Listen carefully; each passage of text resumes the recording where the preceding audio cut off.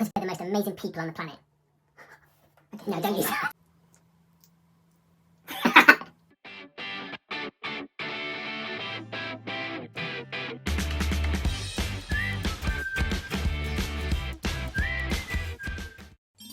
Konnichiwa. Konnichiwa. Hope everyone is well and staying at home. And staying safe.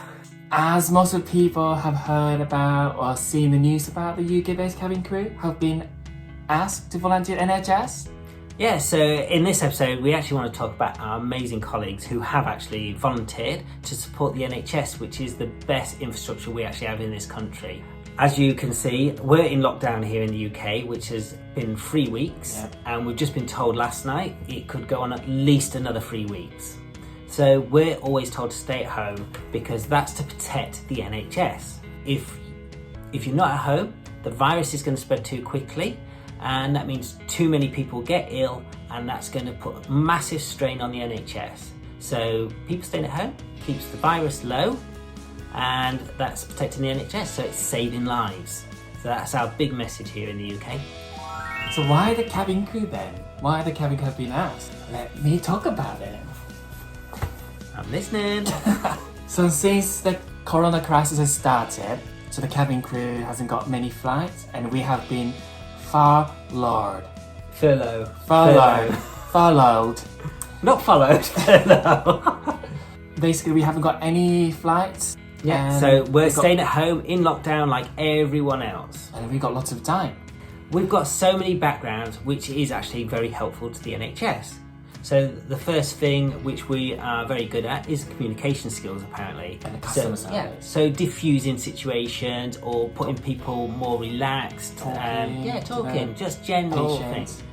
So NHS thought our medical training experience and also our customer service experience on board that our cabin crew demonstrate is very strong fit for what NHS is looking for.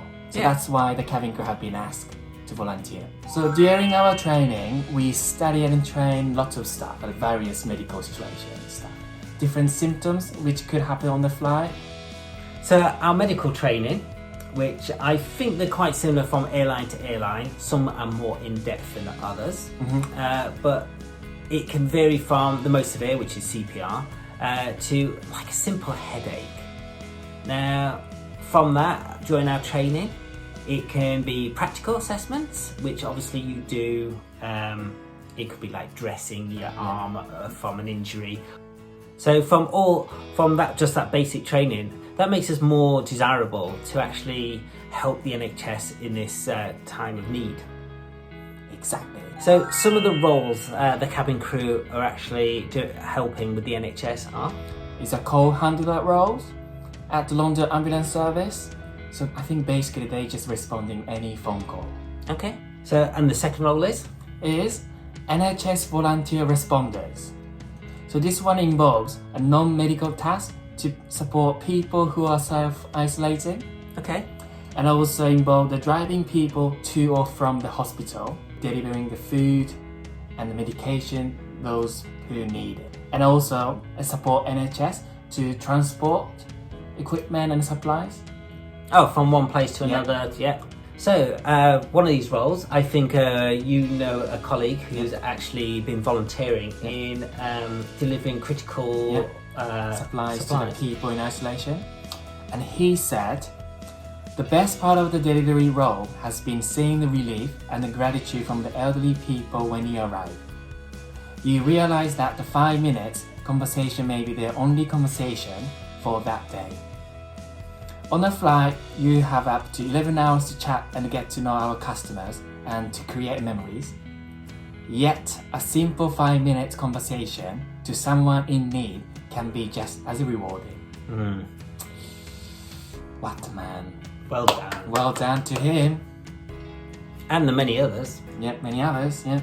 Right, so the third thing is the actual temporary hospital for this virus, and we've called it the Nightingale Hospital. So we've got one in London, I think there's one in Birmingham and Manchester, and various places around the UK.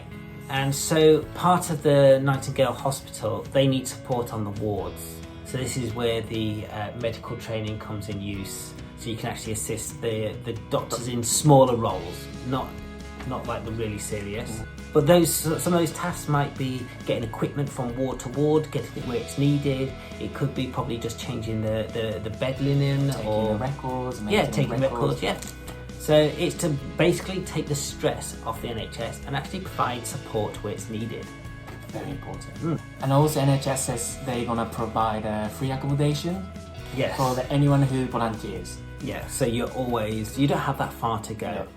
And actually some people want to be isolated away from their families while doing this duty as well. The other amazing thing which is happening in this country, of course, is every Thursday. Yep, at 8 p.m. 8 p.m. in the evening. We all go to the front doors or out the windows. Open the door. And we all clap to show our appreciation to the NHS, which is amazing. It's an amazing feeling. Yeah. To see everyone is very grateful. The whole country is supporting people who are doing a job I can't even imagine what it's like on the front line, but they're doing an amazing job. So every Thursday there's this clapping going on. So as you can just sort of see from our next clip.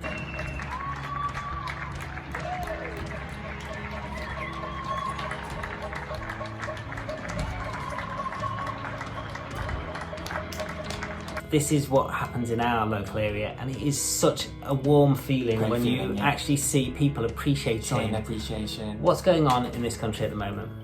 So I hope today's video gave an idea why the cabin crew in the UK have been asked to support NHS while we're on furlough leave.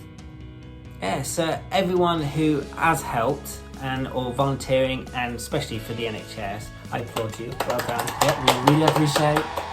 So as in the UK, we always say, stay at home, protect the NHS and save lives. Janet!